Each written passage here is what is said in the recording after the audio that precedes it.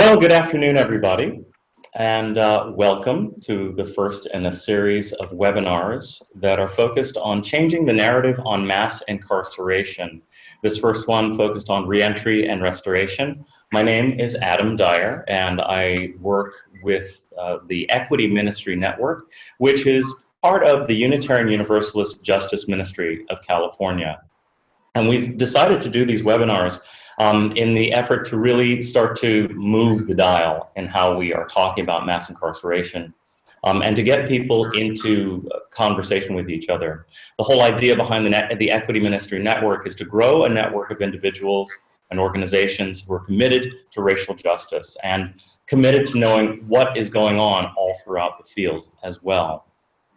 One of the things that we're asked is often why mass incarceration. I think a lot of people had the book, The New Jim Crow by Michelle Alexander, resonated very deeply with them, and they're looking for ways to actually connect and to see change happen. So this series of webinars is, like I said, focused on changing the narrative on mass incarceration. Future topics that we're going to be looking at will include women in incarceration, policing and criminalization, youth, immigrant justice, LGBTQ populations, and also specific legislation around this. The overall goal is to provide information because we believe a better informed public and partners are much more effective, to provide inspiration, because the work and the people that are impacted inspire more people to get involved, and transformation. That is, changing the narrative on race will change the way we think about each other in the world. And so to get things started, I'll go ahead and introduce our panelists for today. Rosa Akil, and I hope I'm saying it right. Excellent, great. Rosa Akil, who's the Associate Director for the Boys and Men of Color at Policy Link. Jacques Verdun, who is the Director of Inside Out and G.R.I.P, that's the Guiding Rage into Power program at San Quentin, and Nicholas Alexander, who's the Director of the Reentry Success Center in Richmond, California. So I'm going to go ahead and get rid of all these slides, bring us back into the real world so you can see our faces and see who we are. And I just kind of want to dive right into things. And maybe we should start off by a little bit of a self-introduction from our panelists. It would be useful. Maybe starting with Rosa, if you could tell us a little bit about your work and what you do. Sure, yeah, I'd be happy to. So I am as Adam said, the Associate Director for the Alliance for Boys and Men of Color here at Policy Link. And we work on a host of issues around education, healthcare, safety and justice, and child welfare to really try to improve outcomes for boys and men of color. And some of the work that we're doing this year is really focused on trying to prevent the further criminalization of boys and men of color. And so that speaks very much to the issue that we're talking about today around issues of mass incarceration. Great, great. Thank you so much for that. Jacques, if you might give us a little bit of an introduction as well. Okay, so my name is Jacques Verdun. I hail from the lowlands, the Netherlands, and I've been here for about 35 years. And 20 of those, the last 20, I've been working in state prisons, primarily San Quentin, and pioneered a bunch of innovative rehabilitation programs, the best practices of which we've collected in a new program called G.R.I.P. And G.R.I.P basically forms tribes of people that come from all races and enemy gangs and whatever else we can find in what they may have in common or not. And focuses on healing. It's a transformative rehabilitation program that really addresses trauma in the sense of, Jesse Jackson once said, nobody's born armed and dangerous. So we ask, well, what happened? And invariably you see that people have been victimized themselves and lashed out from that kind of pain. And so in healing that kind of pain, we in a sense, amplify the voices of these men and give them tools to deal with their own predicament. So, in a nutshell, that's what we do. And we do it in San Quentin, Avenal State Prison, Blue Creek State Prison, and Tracy Prison, Dual Vocational Institute. Great. Thank you, John. Yeah. Nick.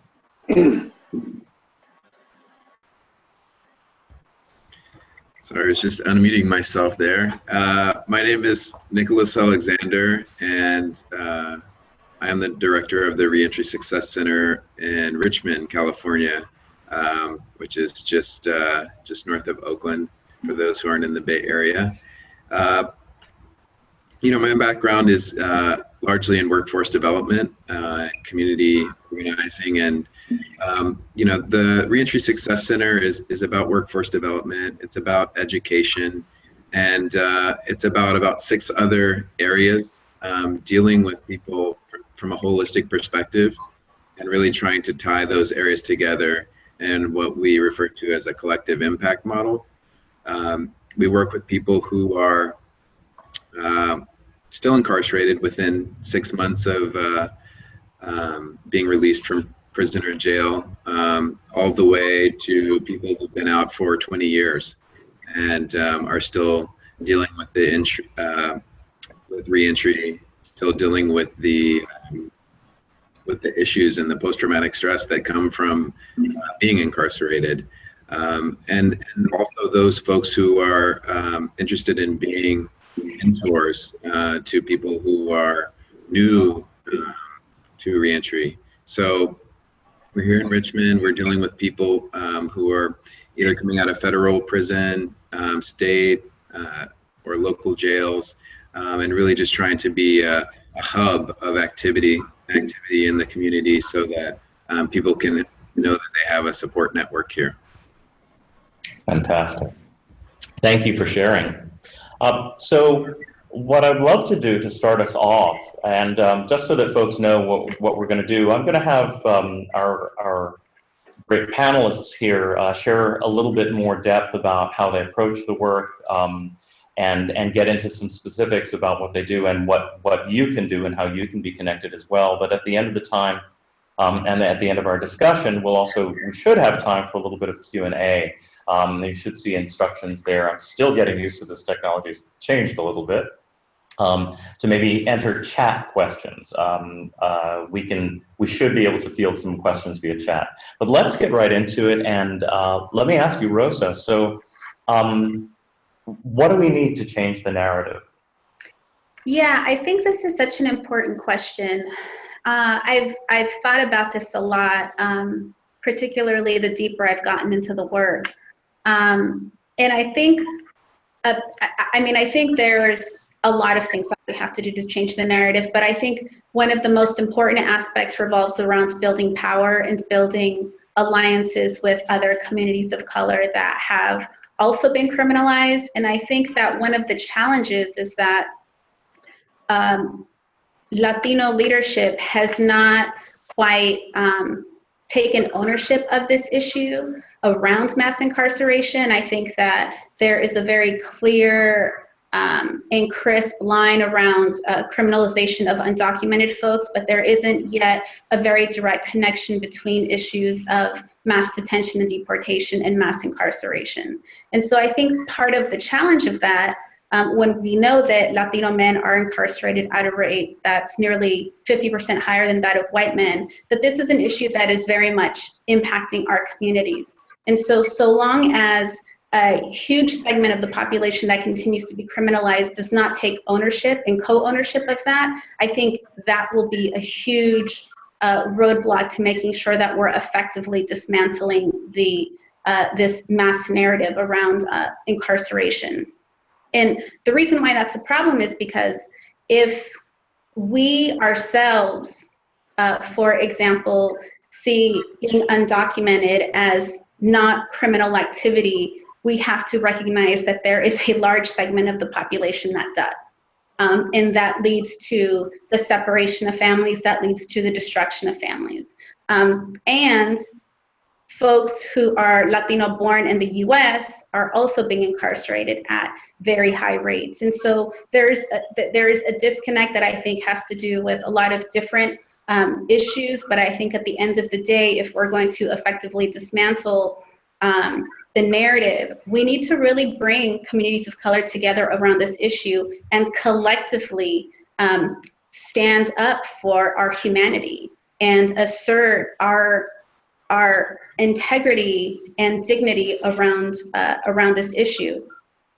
And I think that for me leads into kind of the broader issue, and just from a faith perspective, thinking about redemption and thinking about what it looks like for us as human beings to be tied to one another, to have our well-being so connected to our neighbor, and how if we don't see that connectedness, that we're contributing to the decimation of our own communities. And so I think that one of the things that needs to happen is we need to engage in a dialogue, a national dialogue around what it actually looks like when we send our family members to prison. I think that there is very little understanding of the incredible abuse, of the stripping of humanity that happens in prison, that most people would probably be pretty appalled to find out. I think folks generally think that when folks go away, they're locked up, and that there's been this narrative of, you know, they get to work out, they're just watching TV, and like they're just relaxing. But the reality is that men and women that are being incarcerated are being traumatized day in and day out. They are being broken down to the point where their survival on a daily basis is really a big challenge. And so folks are coming out extremely broken, and they were likely broken to begin with. And then thinking beyond their time during incarceration to really think about why society feels that it's necessary to continue to punish folks once they come home, and all of the barriers that are created and leveraged through public policies in a criminally unjust system that makes it virtually impossible for someone to come home and get stable housing, to get a job, to get access to education, to access resources to feed themselves or their families. And so really, I think these are the questions that we really need to ask ourselves, and that need to start taking place in a public sphere, so that we can really have a full understanding of the various obstacles that we ourselves are putting towards making sure that folks coming home have no other choice but to engage in wrongful behavior, or behavior that is not healthy.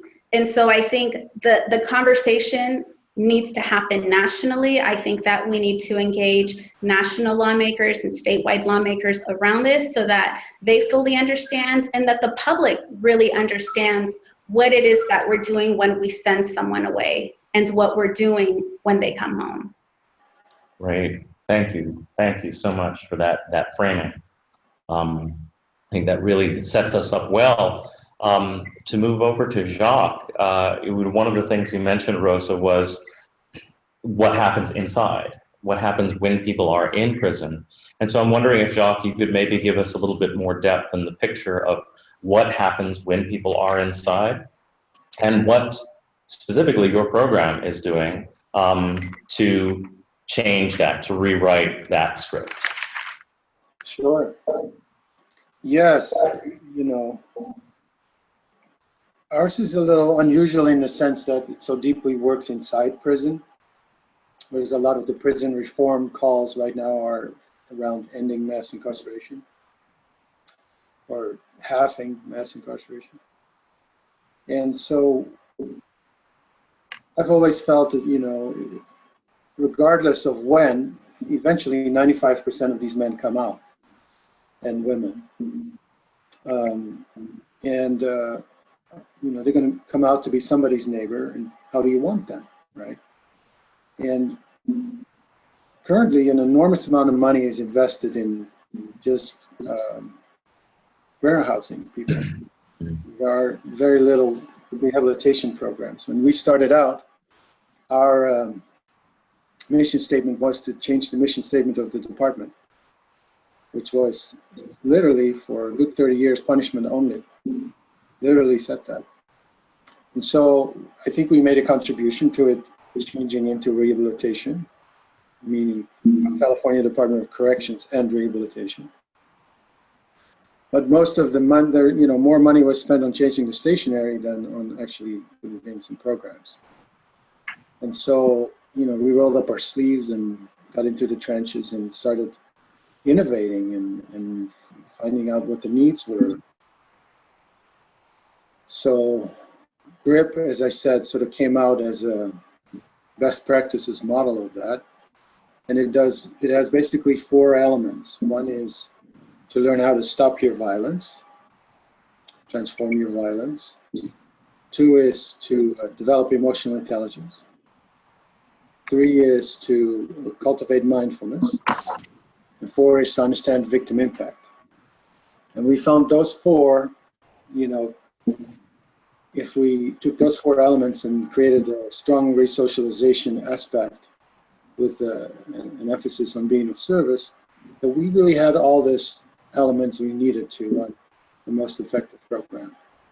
So we've run it for 4 years. We have 182 graduates and 45 life sentence men with parole, meaning you go to a parole board hearing that decides if you can come out. 45 of those men are out. And that's a high percentage for any program. The better stat with that is that none of them have come back to prison, which the average recidivism rate in California is 64%. Now, admittedly, it's a little bit lower, quite a bit lower, for life sentence prisoners who, have done 20, 30, 40 years and have no youthful folly left in them. So, regardless of that, we're proud of those numbers, and there's 34,000 life sentence men in California, life sentenced with parole. And it's a very forgotten and forsaken population because they're the, violent offenders. I mean, in comes the scary music, right?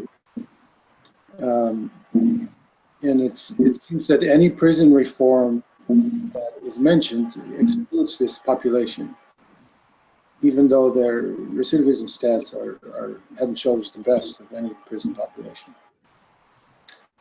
So we set it up as it's not a class or a group, it's a tribe. It's very strongly diverse. We don't really teach it until it is a diverse group. And there's enemy gangs represented, and everybody has to learn how to get along. We do a lot of emphasis is on the emotional intelligence aspect. When the men graduate, they graduate in caps and gowns, mostly to mark their achievements in emotional intelligence. So they learn how to go back to the crime, they learn how to speak about the crime, they learn how to purge the shame, and they learn how to sit in the fire. We have an exercise we call sitting in the fire. Learning how to tolerate, learning how to endure difficult emotions, strong sensations without being reactive. I'm fond of telling this anecdote because it describes things so well. Well, we had a shot caller from the Crips in the class, sitting there with his arms folded, not saying anything, but at least coming back every time.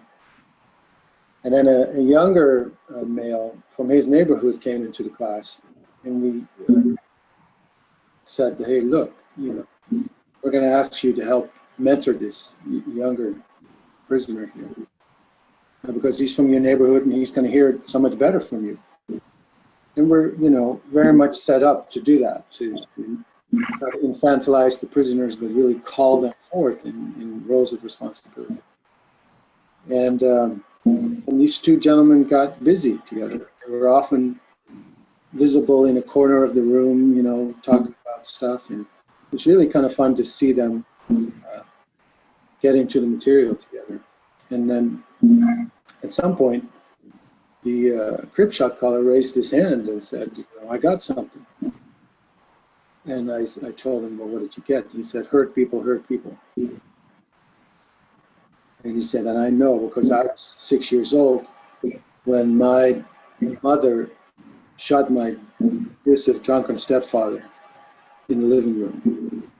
And the house was surrounded by cops because they didn't dare go in, they didn't know what happened. And there I was with my bleeding father and my crying mother, And he said, I never knew what to do with that pain. I was ashamed. And I lashed out from it and other trauma. And then the apprentice raised his hand too. He said, well, I got something too. I said, well, what did you get? He said, healed people, heal people. He said, and I know because this man is teaching me how to live. He was there for domestic violence. And both men wept. And so did the rest of us being in the classroom. Because there it was, the whole story, right, in 8 words, describing our program. Hurt people, heal people, heal people. And why on earth set up a prison system that has a failure rate of 64%? Not engaging in actually helping to heal and further people, right? The poet Rilke said, what if everything terrible is in essence something helpless that wants our attention? It's just a very provocative question, right? So the truth is we have that technology of rehabilitating and of creating redemption. And it's really important that the men themselves have a voice in saying, yeah, in prison reform, let's not just get people out, but let's also redesign the way these prisons function. And so our contribution is from the inside out, amplifying, training these men to teach their brothers and sisters that are still incarcerated and being gainfully employed in doing so, which is a bit of an uphill battle with the department. Some of them in their belief that somebody who's been in prison cannot ever find access in the prison. But we don't care, you know how good NA and AA works. If you've been there and done that, you have something to say about it. So, I feel we have an earned opinion because it's not just about it for us. It's, it's coming from working in there. And we work very much in what we call normative culture, meaning establishing a culture where the program is for us, by us, about us. And that's the chant that the program ends with every session. And it isn't just, act like me, look like me, and you'll be okay too. Right? It's really from them, and it's building a movement inside the prisons. Why not? Building a movement inside the prisons that says there's another way. And we owe it, I heard Rosa speak about dignity, and it got in my head because, this is affecting all of us. The way we deal with the infirm, the old, and the imprisoned, right, is what marks the strength of a culture, of a society. So, if we don't, we all sort of have a little limp in our walk. And I think, all the violence that's happening in the culture is an expression of that. People are alienated. So, I don't know, maybe I should keep it with that. I could say a whole lot more, but I'll keep it with that. That's great. Thank you very, very much, Jacques. That's a very provocative story. It gives us a real clear picture of the kind of thing and transformation that can happen. And it's a perfect segue over to Nick. If you could maybe give us a little bit of an insight, into what. So let's say someone has gone through a healing process like the one Jacques is describing, and where are they when they come out? Right. That was really great, Jacques, and it's a little bit hard to follow. right? But I think one of the things that stuck out to me that Jacques mentioned was the vilification of violent offenders.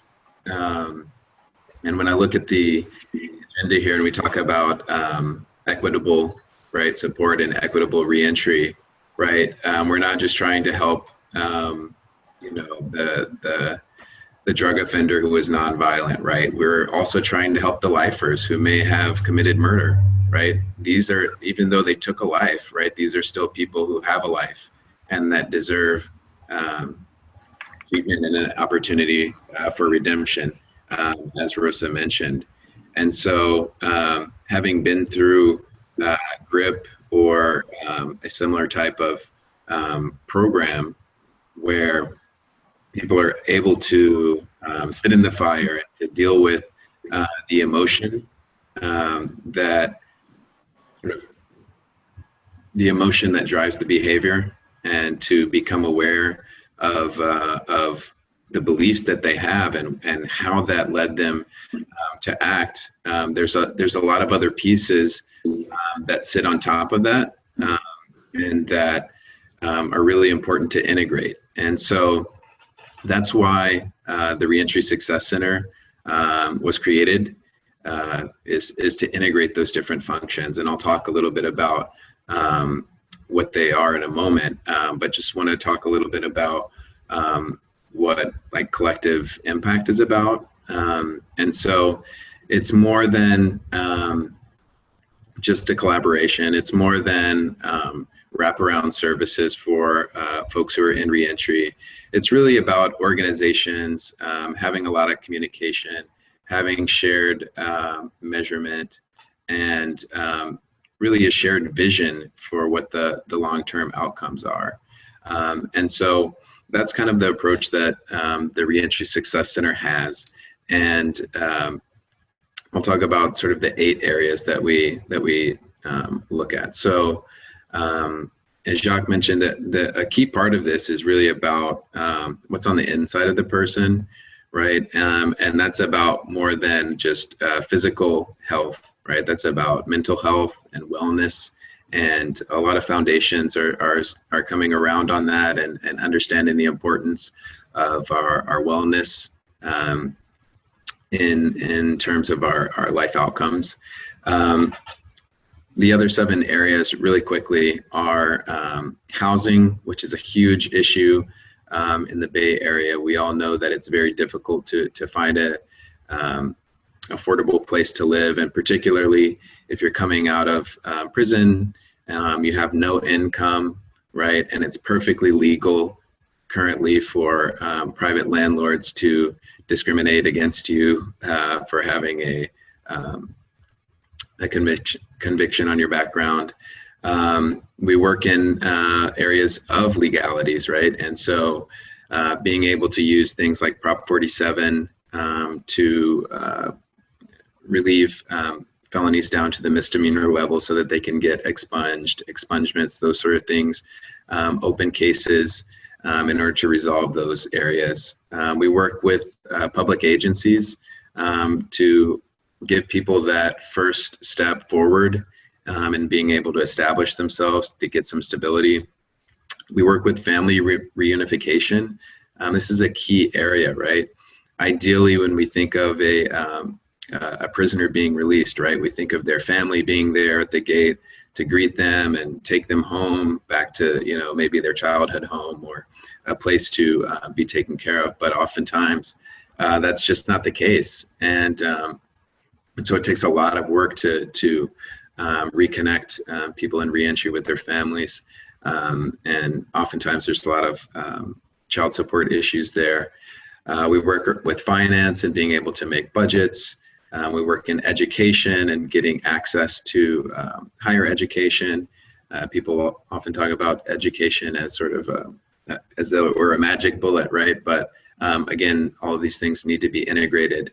And finally, employment, which is the thing that sort of society puts out there as the main goal, you know, get out and get a job and be able to take care of yourself. So everybody wants to have, a job for people in reentry, right? But it's really all of these pieces integrated together and undergirded by the work that again, Jacques was mentioning with what's happening on the inside, and being able to do that through building healthy relationships, through mentorship, through those kinds of conversation about what's going on in the inside. And so talking about what does it look like for someone to come home, again, we have this picture in our mind, or maybe that's just me, of the idealized release of a prisoner where family's there to pick you up from the gate. But again, oftentimes that's not the case. Sometimes you might be released at midnight, right? And you have no one there to take care of you. And if you're lucky, you have a couple of dollars in your pocket that corrections gave you, and you got a bus ticket, right? And then you're on the bus and you end up at the Greyhound station. And then what, right? It's the middle of the night. You have nowhere to go. You might not have anybody meeting you. What's going to happen? Well, statistics shows us in those 72 hours right after release, lots of folks go right back to where they came from.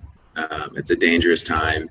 And if we're talking about building an idealized or a better system of reentry, we really want to be able to be there at the gate and help people make that connection back to folks who care about them, and not just necessarily family, but those folks who have built trusting and healthy relationships, and help people sit through the fire and talk about the things that are really going on in the inside, so that there's that system of trust, that healthy relationship, where they can then go on to deal with more of the practical aspects of reentering society, like finding housing, like finding employment.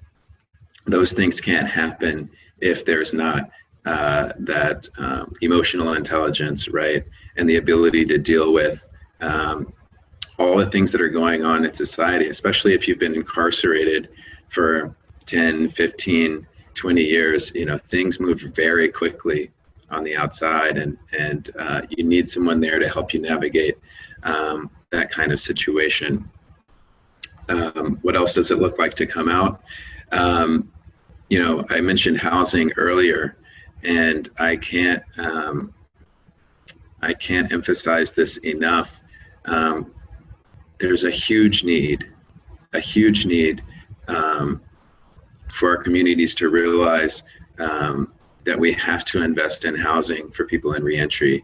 At the state level, corrections, there is some infrastructure there that really helps people get on their feet. But at the local level, oftentimes there's nothing. And what ends up, and even with state prisoners who are released, is that they become homeless. And when you're homeless and when you're staying in shelters, that can really sort of undermine some of the other work that you may be trying to do with employment, or that you may be trying to do in health areas. And so, the reentry process it's so important to have housing be a part of that. And so we're doing a lot of work here in Richmond to make sure that we're connected with a lot of the sober living environments that are coming up. Those folks are doing great work and providing healthy and safe places for people to live and to deal with, again, what's going on the inside, so that they can take the next steps with the more practical aspects. Also, just wanted to mention that there's some great work going on in Contra Costa with the faith community around housing, and I guess we can maybe talk about that a little bit later. I did want to mention one thing about changing the narrative, and then we can go back to the bigger conversation. The idea of addiction as to alcohol or to drugs as a criminal behavior is really doing a disservice to our society. A lot of folks end up in prison, end up in jail because of drug habits. And really, if we can begin to understand addiction issues as public health, and around really trying to figure out how we can work with people to overcome addiction without putting it in the realm of crime and punishment, I think that will serve a really big blow to mass incarceration and be able to help folks for a lot less money in a more efficient way, and really, you know, avoid a lot more trauma and a lot more tearing apart of families by putting people behind bars for what's really a health issue. Great, thank you so much. I think that's, you brought up so much, and I'm wondering if both Jacques and Rosa want to respond to that, and also start to segue a little bit into our conversation about what can people do? How can people actually be engaged and connected?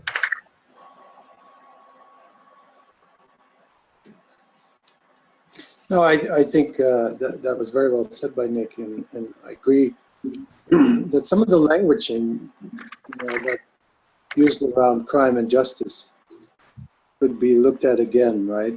It so much matters what you call it. Like if you call it early release, like say an incentive for doing a program, there's a lot of protest. People say, do the crime, do the time, right? But if you call it earned release, which is really what it is, you're going to earn your release because you're going to apply yourself, then there's less protest.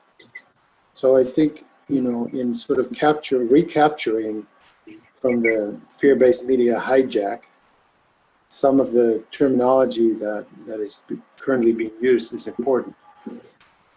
Like,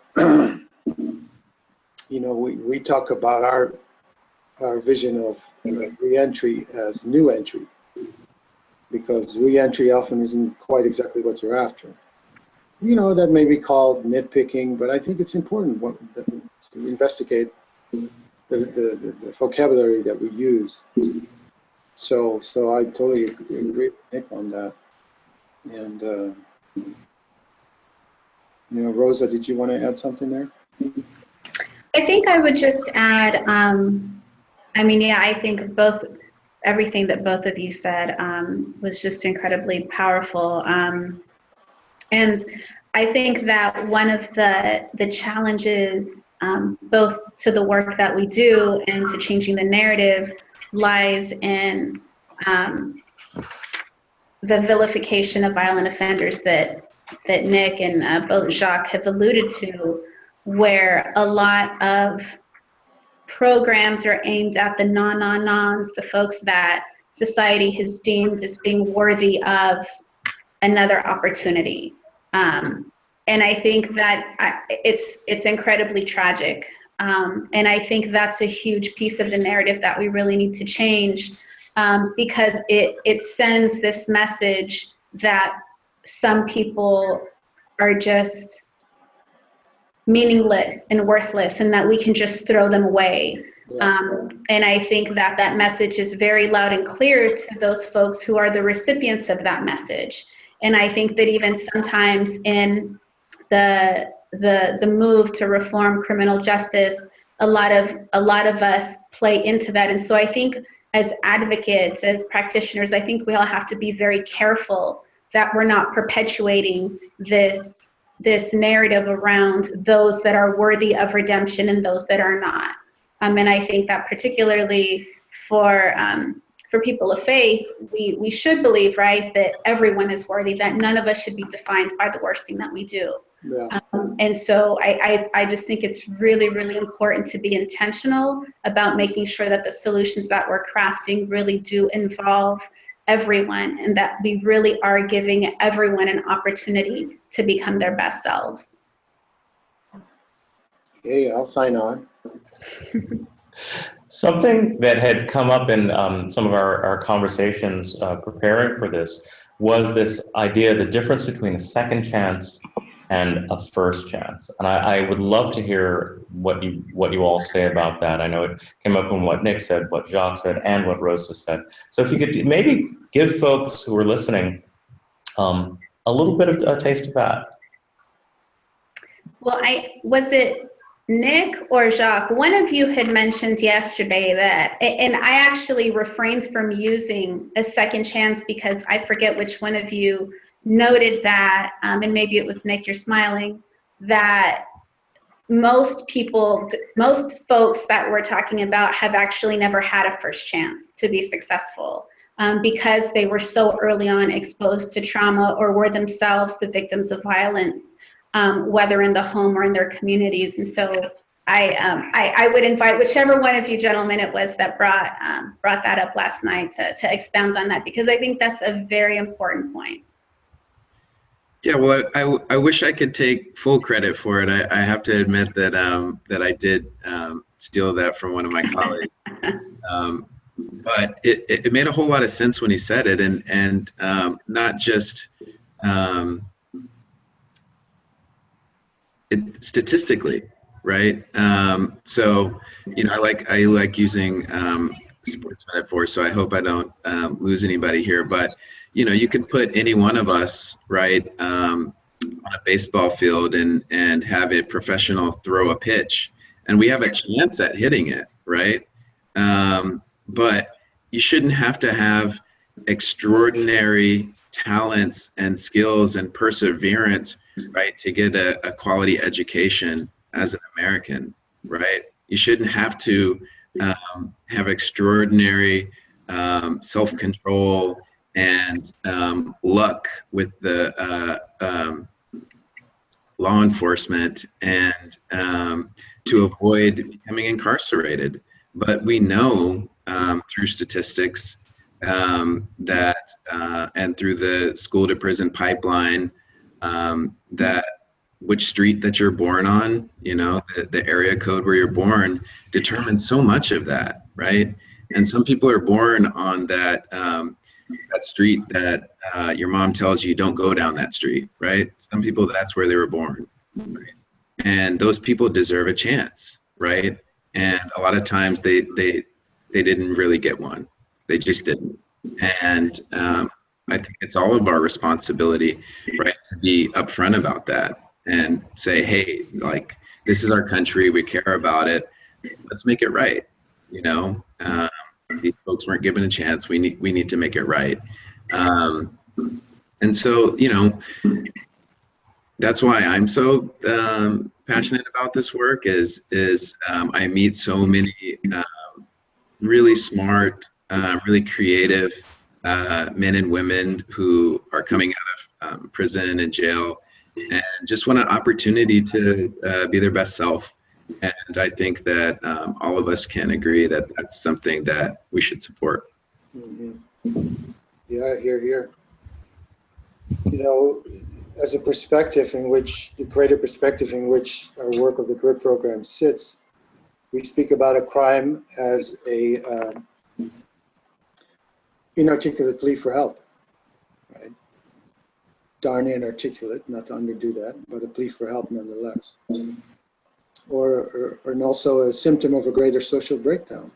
By just putting people away and throwing away the key, you pathologize this individual, fail to look at what is the greater dialogue that we're not having by just treating symptoms. And so, working with life-sentenced men primarily, they kept saying, darn, I wish I'd known this when I was 15. And finally I said, well, I hear that too often, let's go tell them. So we went into a high school and we went into a youth center in Richmond and brought in some of the OGs and started working with young people. And it was very effective, because not just because these guys have been there and done that, but they've also trained in the program and the curriculum. And it's just so beautiful to see them light up having a place to give back to where they once took from. You know, we call it turning the stigma into a badge, right? The very thing that has vilified you, you have turned around, transformed, and it now is part of what you have to give back. And it's just very potent. You know, who's counting these chances? I'd like to see people raise their hand. You know, you get one chance, you get two chances. Like, you know, we all regularly stumble and fall as human beings, and it's part of everyone's walk. And those who are sitting there counting how many chances you get, you know, maybe should look at the number of stumbles they've had themselves, because this is part of being a human being, is that you fall and you get up. Nowhere does it say, you know, you forsake people, forget about them, and throw away the key. Whatever faith you hang on to, that's not ever being espoused. So, you know, I think it's not, and then the misnomer is that this is, you know, word of sort of soft tissues, people helping people that, you know, need help. No. You know, we need to reframe all of that. You give these guys half a chance, they'll grab it with both hands, and they'll respond very, very motivated. Great. Thank you so much. I would love to, as we're sort of winding down in our time here, I'd love to hear a little bit about how people can connect. At the end of this, I will have a slide. I will have a slide up that has some contact information, the names of your organizations, but what can people do? That's the question. Yeah, so there's a lot. There's a lot of work to do. The most immediate thing that came to my mind for this year anyways was there is a juvenile justice initiative that's made its way onto the ballot, hopefully, if it gathers enough signatures, that would eliminate direct file. And for folks who may not know what that means, currently prosecuting attorneys get to decide when youth are tried as adults. And what this initiative would do is it takes that discretion out of their hands and puts it in the hands of a judge who can better weigh the full context and circumstances before making that decision. Certainly, one of the greatest contributors to mass incarceration is this notion that children, that young boys, have the adult capacity to make decisions, and that when they make a big mistake that they should therefore have to pay for it for the rest of their lives. Certainly doesn't serve any of us. And so this initiative does some other things around due process, but it would be a huge, huge win for the young people. It would certainly create an additional opportunity for youth to be tried as youth and not as the adults that they are not. And so if folks are interested in engaging in that ballot fighting campaign, you can reach out to me and I will connect you directly to the folks that are leading this. Great, thank you. Nick or Jacques, anything people can connect to in terms of either volunteering or... Disappearing in the dark as the Come back, come back. Yes, we've taken on 2 classes without, for the next fiscal year, without having the budget for it. So we're sort of trying to make up for our own enthusiasm here. One class is for Hispanics, traditionally a group of people that do not enjoy much services in the prison system, that don't even get their $200 gate money that every prisoner gets if you're not documented. So looking for financial help to run that program, as well as there's a large contingent of young people coming into San Quentin right now from higher security levels. And it's a real crucial time. You know, if they get picked up by the predominant prison culture, older prisoners, they could be lost into serious time for quite a while. So we're trying to catch them and hook them up with mentors and do the GRIP program, particularly for them, youth application. And then for both programs, we're also interested in, and as we're expanding, period, we're interested in finding new volunteers, people that are interested in what we're doing, that have done some work on themselves, that see the importance of consciousness and self-work, particularly if they're people of color. We're interested in talking to them. Great, great. So Nick. Sure. Three things. First, I want to just endorse Policy Link, the great work that they do there, and because there's so many policy changes that need to happen. At last count, there's like over 100 collateral consequences of having convictions on your record in terms of be prohibited from doing or excluded from, and that's just not equal rights. So there's a lot of work to be done there, and Policy Link is one of the leaders in that policy change. Two, I mentioned that housing was so important for Contra Costa County, and people of faith are already doing a lot of work in there. The particular group I'm talking about is the Multi-Faith Action Coalition. They have a website, which is multifaithactioncoalition.org. So you should check them out, and I think you can bring them to your place of worship. They do work on housing and a number of other issues.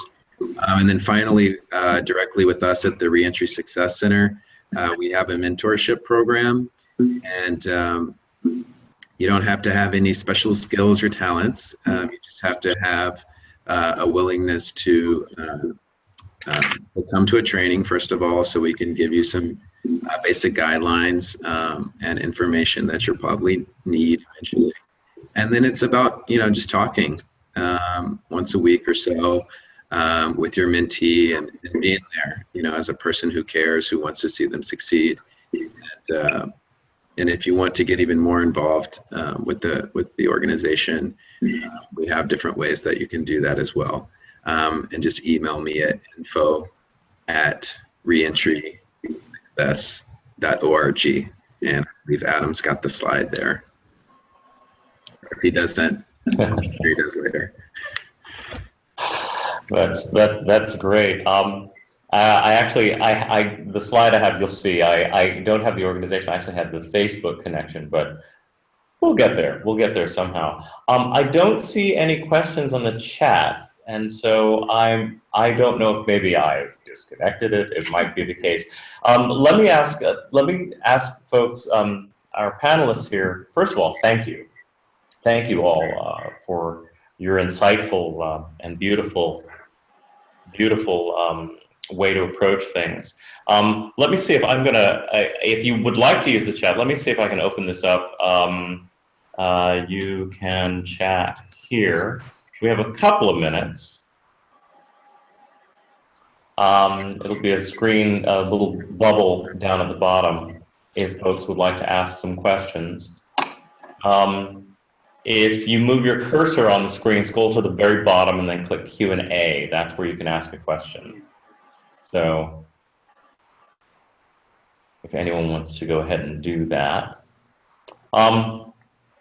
In the meantime, though, I would like to really thank you all very heartily for taking this time, for doing this work, for inspiring so many people. And I think that's what we all need to be doing. One of the reasons I try to reach out to so many people in a network fashion is so that we get, Nick and Jacques and Rosa in conversation, people working with policy, people working inside the prison, people working with the folks who are coming outside.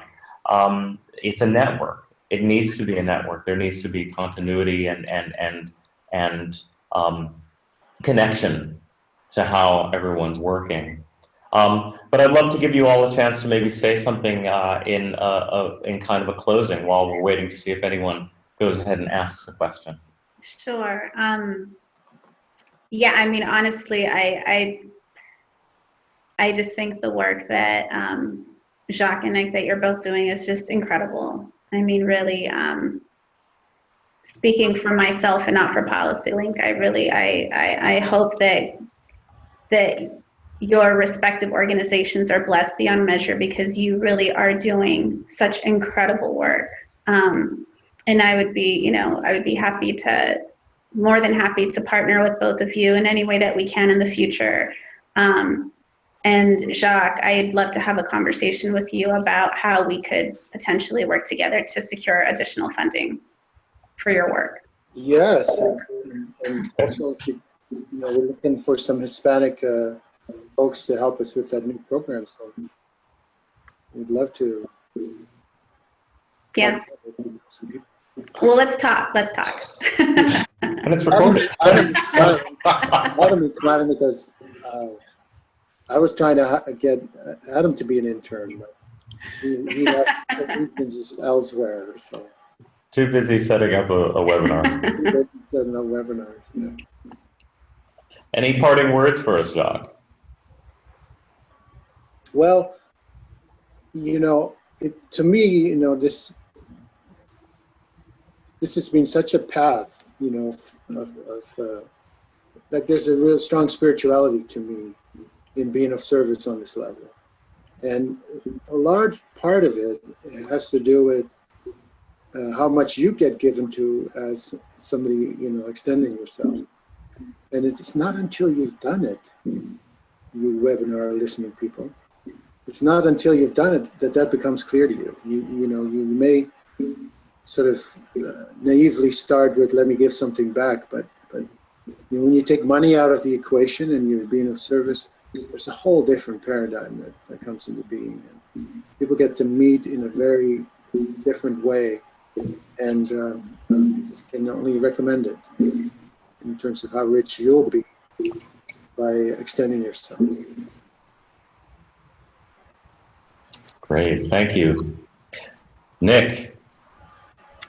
Oh boy, I was hoping that Jacques could go last rather than me. I'll share this. I like to look at statistics, right? Because folks tend to take notice. I think it's 1 in 5 children in America have a family member that's incarcerated. So it sort of gives the magnitude, right, of this issue that we're dealing with, right? And when someone gets incarcerated, right, there's a lot of pain and suffering that they go through, but it's not limited to them, right? It's all of our families, right? And it's our society. And so if we think of, locking someone up and throwing away the key, right? They're almost all the time they're going to come out anyway, right? And also their families dealing with these things. So it's just so important that we think about it and get out of this mindset of it's purely a punitive system, and get back to the as Jacques mentioned, the rehabilitative aspect of this work, and certainly all of us can get something out of it, as much as we put in. Okay. Thank you. Thank you so much, Nick. I'm looking here, and I believe I have a question. I see one question. A big thank you to the presenters.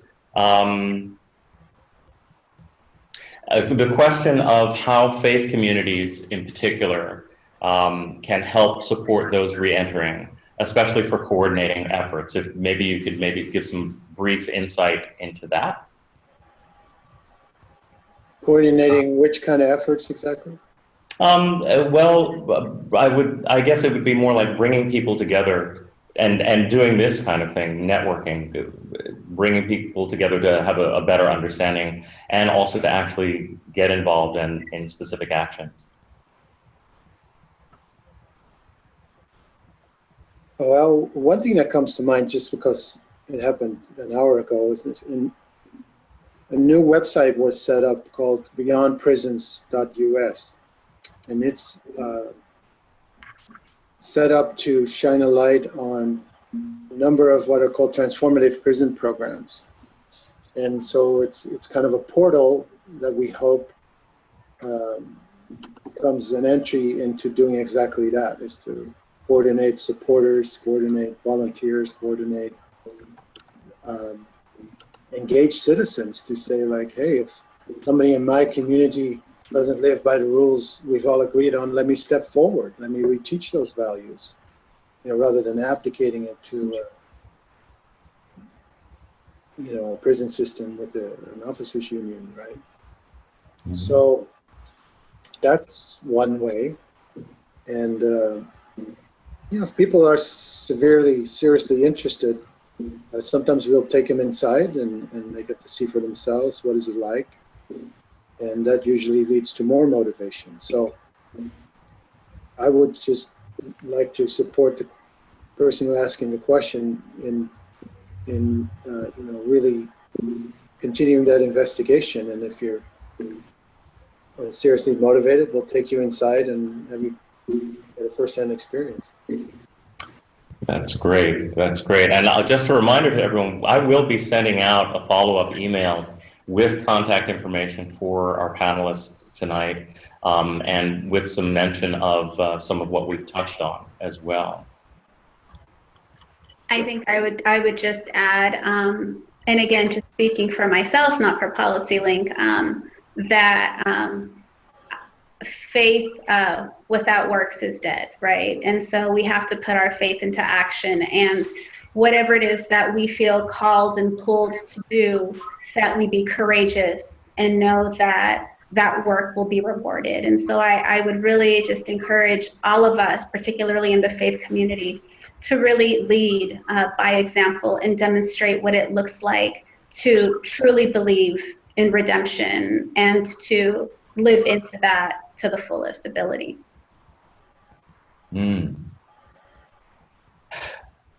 True to the way these go, I have now got another question, and then we will have to go ahead and close up. We're over our time right now. Nick just posted on the chat, the webinar chat, to everyone, the contact information for Reentry Success. But we have a question here. The programs sound like they're focused on the exit at the end of the one's time in incarceration. Are there programs that connect prisoners with the outside while still incarcerated as part of the preparation for new entry? Yeah, there's quite a few. Ours is one of them. And I like the question because it hints at the fact that communities don't just start outside of prison, they happen inside prison as well. And that isolation is a big part of the punishment, right, of not being exposed to people, citizens. So in San Quentin is lucky in the sense that it's the only prison out of all 35 we have in California that sits in a metropole. And we're going into some prisons that are in absolute nowhere land and take quite a bit of driving. And so particularly for those prisons, we like to bring people in just to, as a way to engage. This is your tax money. This is a public institution. Come take a look. And then come see what's happening and see where your skill set is and how you can be part of. Because you see, prisons right now are basically looked at as places that dump parolees on the streets. And you could reframe a prison to a resource to a community. It isn't just our resources to them. It's like, what are their resources? What can they give? That makes it interesting. So, yes, there are plenty of organizations doing that. We'd be happy to list them. Great.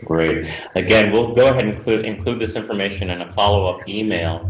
But I would like to go ahead and thank Rosa and Nick and Jacques for taking this time, and the Unitarian Universalist Justice Ministry of California for helping us organize this. Let me go ahead and give you this information here. There we go. Enter full screen. So you have this. This is some of the information that we'll be sending out, the connection for Policy Link and sort of what is being worked on, but definitely we'll give you an email with specific contact information for our panelists so you can connect with them. Lots going on. We'll also be highlighting some legislation that is in the works right now, including the governor's ballot initiative that is really looking at totally overhauling how we do sentencing altogether. With that, I would like to go ahead and thank you all for tuning in to this webinar and for taking the time to engage and to learn a little bit more. And we will definitely be in touch about the next webinar and let you know what that subject is and also invite you to join us for it. Thank you and have a great evening. Thank you. Thanks. Thank you.